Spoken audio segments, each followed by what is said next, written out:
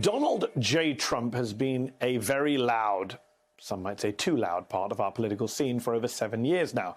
And yet, I would argue that we as a political culture, as a media industry, as an American public, as a country, we still end up normalizing him, treating him as at most an extreme political figure, an oddball.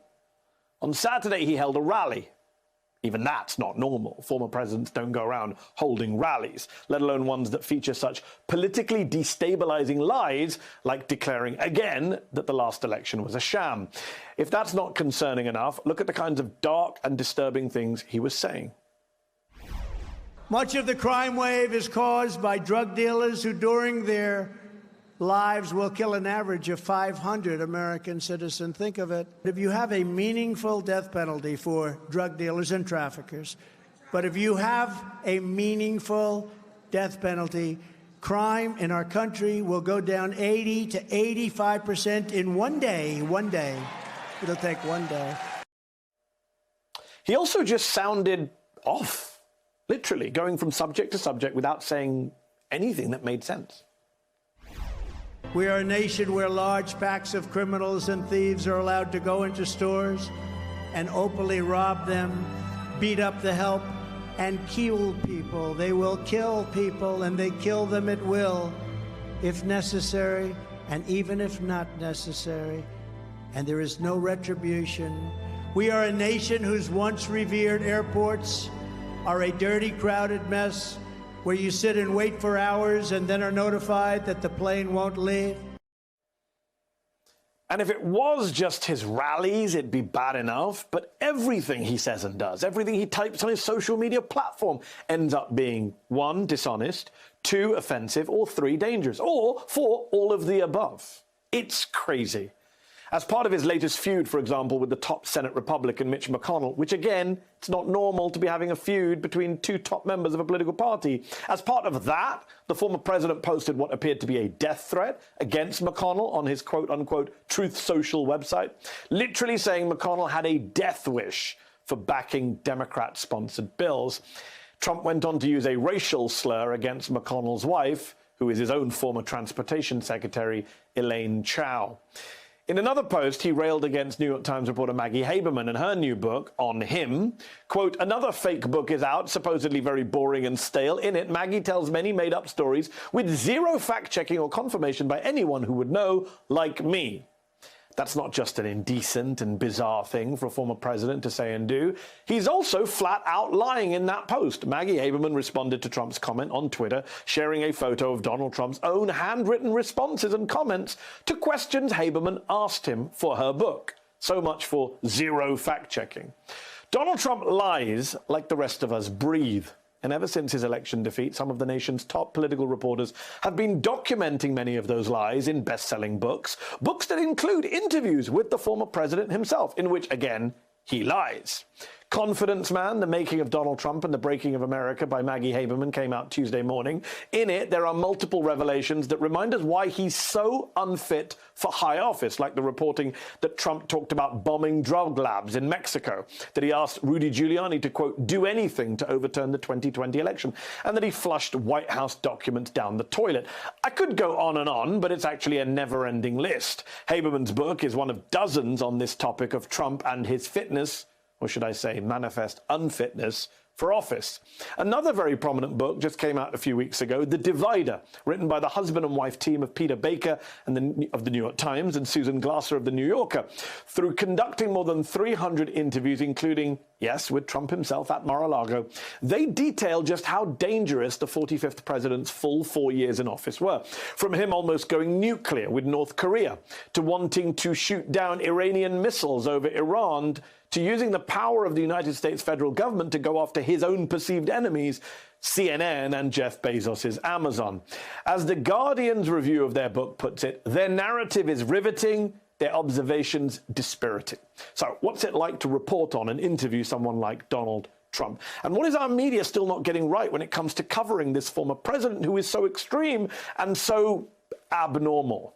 Joining me now to discuss this is MSNBC analyst, chief White House correspondent for the New York Times, Peter Baker, co-author of that astonishing book that I mentioned, The Divider, Trump in the White House 2017 to 2021. Peter, thanks so much for joining me on the show. Congratulations on the book. It is yet another reminder that Donald Trump is not a normal politician in charge of a normal political party. The normal rules don't seem to work with him. So I have to ask, how does someone like yourself, the chief White House correspondent for a newspaper known for demanding quote-unquote straight news coverage from its reporters, how do you go about covering someone like Donald Trump? Well, thanks for having me on the show, and I appreciate it. Look, I think the trick to covering Donald Trump is to, in fact, focus on facts, because the facts tell the story. You don't need to change the rules of journalism. You need to apply the rules of journalism. The rules of journalism are we are supposed to provide readers and viewers with a, as rigorous an investigation of people in power as we can. So that's why we did this book. This is all based on reporting we did after he left the presidency. We tried, my wife and I both covered him for 4 years. We tried to get every story we could while he was in office, and we decided once it was over, there was still more to learn. And that, in fact, turns out to be the case. As you mentioned, we did 300 interviews. There turned out to be a lot of stories we never heard of and stories that we did think we knew we learned more about. It's well said to say focus on the facts, but it's interesting you say we don't need to change the rules of journalism. One of the unspoken rules of political journalism in this country is kind of sitting in the middle and treating both sides fairly. Some would say equally, and we can talk about that. I just wonder whether that's an appropriate approach when you're covering someone like Trump. You have covered more presidents than most reporters. You know more about presidents than I do or our viewers do. You would recognize, having written the book, that there's never been anyone like Donald Trump. There is no both sides to a President Donald Trump. There's never been anybody like Donald Trump, and it's factual to say that, right? In other words, I don't think this that rules of journalism require a false equivalence. I think the opposite. The rules of journalism require unblinking, straightforward, truth-focused look at what is out there in front of us, and not pretending that some things are equal or some things are the same. There has never been a president like Donald Trump. There has never been a sitting president who tried to overturn a democratic election, who told the public again and again something he knew or had reason at least to know was a lie about the stolen election. He was told by his own people, his own attorney general, his own elections chief, his own campaign aide. All of them told him there was no basis for this, and he went out there and told people this anyway. Not only told people this, he pressured governors and secretaries of state, his own Justice Department, members of Congress, and of course, ultimately his own vice president, to try to do something that they all knew was wrong. So I don't think we need to flinch away from saying that. I think that is journalism to point that out. So, Peter, I've got to ask, what was it like interviewing Donald Trump for this book at Mar-a-Lago, knowing that he is lying to you, that he's all over the place, that his brain doesn't work like a normal politician's? What is that like? I'm genuinely fascinated. I'm never going to get an interview with Donald Trump. So I'm interested in what it was like for you. Did you feel like you needed to take a shower afterwards? Look, he is not a reliable fact witness, right? So you do not go in an interview like this assuming you're going to get a factual recitation of what happened. You shouldn't ask him questions like, what happened in this meeting, who said what, and expect, a truthful, factual answer. It's just not going to happen. Our friends at the Washington Post tabulated it, of course. They came up with a number of 30,000 false or misleading statements he made while he was president. Yeah. Obviously, we can't trust his recitation of the facts. So you go into an interview like this more looking for mindset. You go into it looking to try to get him to talk about why he did the things he did. And the truth is, Trump is pretty transparent about his motivations. Other presidents who have done wrong things or done things that were controversial try to disguise it in some sort of, pretense of altruistic motivations. Trump is very open about saying what he thinks and why he's doing what he's doing. He doesn't pretend to have altruistic, motivations when he's attacking his opponents or attacking the system. And most importantly, he's trying to turn the institutions of government into his personal instruments of power. And I think that's the most important part of our book, that January 6th was an aberration. It was the inexorable conclusion of a 4-year war on American institutions. So, Peter, I was one of those people who bought the book by a bunch of psychiatrists in 2017 called The Dangerous Case of Donald Trump, all about his apparent mental health issues. But from your book, we learned that John Kelly, Trump's own White House chief of staff, also bought the book to read and thought it was a helpful guide to a boss who he came to consider as a pathological liar. Now, that's astonishing, even by Trumpian revelation standards. How shocked were you guys when you first uncovered that story? Well, I think it's pretty shocking. It tells you that the people around Trump were the ones who were most concerned about him, most concerned about his erratic behavior, his volatile nature, the things he was proposing to do that were not ethical or legal or wise in their view. And that's what John Kelly, his second chief of staff, ultimately had to do. He figured to understand this, very unusual, to say the least, president. He felt he had to buy a book that suggested that Donald Trump is not mentally healthy in order to try to get it. And he wasn't the only one we discovered, by the way. Other cabinet secretaries and people who served him told us, again, after he left office, that, they worried that he was not mentally stable as well. One cabinet secretary said the debate was always, is he crazy, or just crazy like a fox? And they themselves were left trying to manage this sort of unstable, president, in their view, to try to save the country from, some reckless action that they thought would be dangerous. Yeah, I felt incredibly vindicated when I read that part of your book, that even John Kelly went and got the dangerous case of Donald Trump. The previous book that you and your wife, Susan Glasser, wrote is a biography of former Republican Secretary of State and grandee James Baker. It's been described as a pretty pro-James Baker book. Baker, of course, is also the man who helped George W. Bush win in 2000 in Florida through all sorts of dodgy ways, many would say. And so I'm wondering, Peter, whether you see the GOP of Baker and Bush as completely different from the GOP of Trump, because there are many who would argue that you don't get a Trump without a Baker and a Bush, without the GOP laying the groundwork for him. And in fact, Baker voted for Trump in 2016. He did vote for him, even though he told us he thinks that Trump is crazy. That was his word, not mine. Nuts. That was also his word, not mine. And I think that Baker's decision to vote for him is actually, a parable for the modern establishment Republican Party. Why they have decided to accept or embrace this person they don't themselves think is a good idea to have in the presidency. And it talks about our nature right now of our partisan country, where we stick in our tribes no matter what, even if we have concerns that the person that we're voting for is an unstable non-genius, right? So now you can make the argument about the Bush-Baker era of Republicans leading to today, but there's a radical difference as well. I mean, look, in the end, the Florida case was about 500 vote difference. That's a legitimate question to litigate. Who actually won that in one state, by the way, and that one state would have made a difference. There was nothing like that in 2020. This was not Florida. Agreed. And the difference is, by the way, that once the Supreme Court ruled in that 2000 case, even though a lot of people didn't like the ruling or thought it was bad, they accepted the outcome.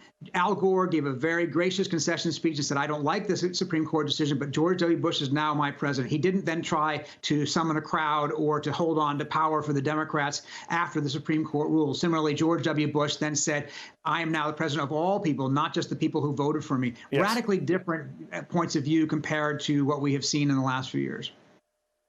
Peter, one last thing before I let you go. As you know, there are a lot of critics, especially ordinary people who don't work in the media and who think it's wrong for top New York Times reporters like yourself or Maggie Haberman or Jonathan Karl of ABC News finding out important revelations about Trump or some Trumpian malfeasance or alleged crime and then holding it back for a book and not putting it immediately on the front page of the paper or the top story on a newscast. How do you respond to those critics? Well, first of all, I would say that all the reporting that's new in this book was done after he left office, okay? We didn't hold anything back while he left office that people needed to know before the election. And by the way, he did lose the election. So any new revelations before the election wouldn't have changed the outcome if your hope was that he was going to lose. He did lose. But I think it's important for journalists and historians to go back and research what happened then, not to simply accept the narrative as we knew it during those 4 years. The newspaper stories in that era were good, but we didn't learn everything. There's still more to learn. So I think there's a value in book projects to go back and try to understand what really happened and put it in a larger context, which you can't do in a newspaper article. Now, if there's something truly urgent that has to be out immediately, we do put that in the newspaper and don't hold that back for a book. But I also think it's important to remember that, the revelations we've had in our book, have been out now. It's not like the world changed because they were out now. So I'm not sure what difference it would have made if they'd been out 3 months ago.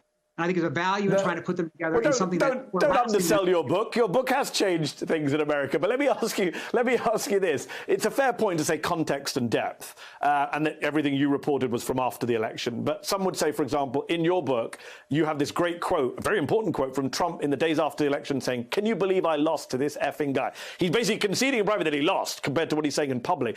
Some might say, wouldn't it have been better for the 1-6 committee or even the DOJ, let alone the American public, to have learned that piece of information when you discovered it and not when the book came out last month?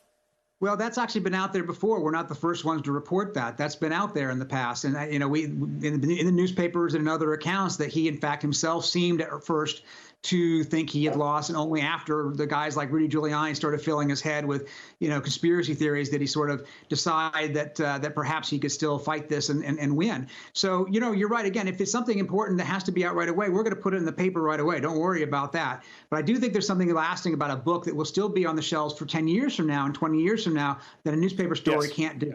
And I think that that's something for history that's important. And this is also not just history, it's kind of prologue. I think if you look at our book and you want to understand what a second term might look like, look at what happened in our book with the things he tried to do, the things he wanted to do but couldn't do because he was thwarted by aides around him who resisted or talked him out of it or slow-walked him. He's going to have a different set of aides if he gets back in office. He's going to have a freer hand to do the things he didn't get done that he wanted to do in his first term.